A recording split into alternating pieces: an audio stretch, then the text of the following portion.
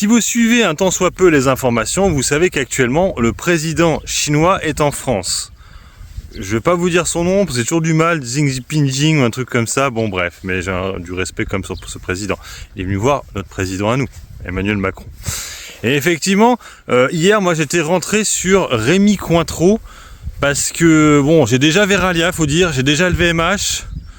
Bon, je savais que le luxe allait monter, mais bon, j'ai déjà le VMH de toute façon, et je me suis dit, ben, les spiritueux, ça va sûrement en parler. Il faut savoir que la Chine a mis en place une enquête il y a quelques temps de ça, pour peut-être mettre en place des taxes contre nos liqueurs françaises et européennes.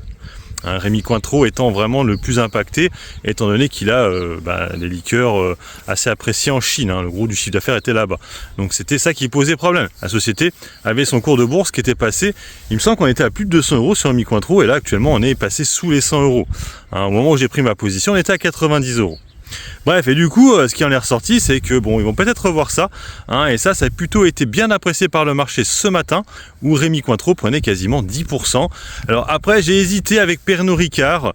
Alors pourquoi j'ai choisi Rémy Cointreau? C'est assez simple. Déjà, le PER est plus élevé. En général, les sociétés qui ont des PER plus élevés ont tendance à beaucoup plus s'envoler à la hausse et aussi beaucoup chuter à la baisse. Donc ça, c'était pour ça que j'ai dit, bon, on va jouer ça. C'était plus pour un trade. Par contre, j'ai pris une beaucoup plus grosse position que d'habitude. J'ai pris 900 € directement. En fait, comme ça, je me suis dit, dès que ça montera un peu, je vais alléger de moitié. Ce que je vais faire, je pense qu'on va atteindre les 100 €. Et après, peut-être que je couperai entièrement. C'est un trade que j'ai mis en place, rien de plus. Parce qu'en fait, bon, j'ai déjà le VMH. Après, c'est vrai que le secteur des spiritueux, tout ça me parle pas vraiment. Je suis pas un gros buveur, mais je me suis dit, ouais, franchement, il fallait le tenter. Surtout que hier, j'ai vendu, vous savez, mon ETF. Pour information, j'ai pas encore vraiment eu d'autres nouvelles par rapport à cette histoire d'ETF. Donc on va attendre. Je vais essayer de rappeler Bourse Direct. Je sais pas si j'aurai le temps aujourd'hui, peut-être demain, parce qu'elle devait me rappeler, mais là pour l'instant, elle m'a toujours pas rappelé. Donc voilà, mais pour l'instant, je n'ai plus d'ETF sur le S&P 500. Donc il faut que j'arrive à savoir qu'est-ce que je fais. Est-ce que je retourne sur le ESE ou pas? Mais bon, c'est pas le sujet de la vidéo. Bref, donc du coup, c'est spiritueux. Normalement, ça pourrait remonter dans les prochains... Bon, là, ça remonte déjà pas mal aujourd'hui.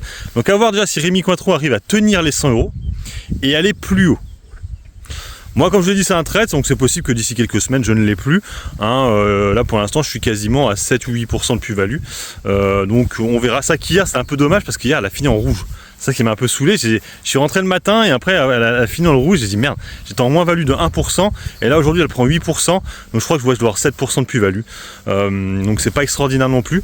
Mais attention, parce que les US arrivent là. Donc, peut-être que ça va encore plus s'envoler avec les US. Donc, wait and see. On verra. En tout cas, pour l'instant, ça se passe plutôt bien pour ce petit trade sur Rémy Cointreau. Mais Pernod Ricard est intéressante aussi. Mais c'est un peu plus long terme, je trouve, parce qu'elle a le dividende qui est plutôt sympa sur Pernod Ricard. Allez, sur ce, moi, je vous laisse. Bon investissement et puis bon trade. Ciao, ciao.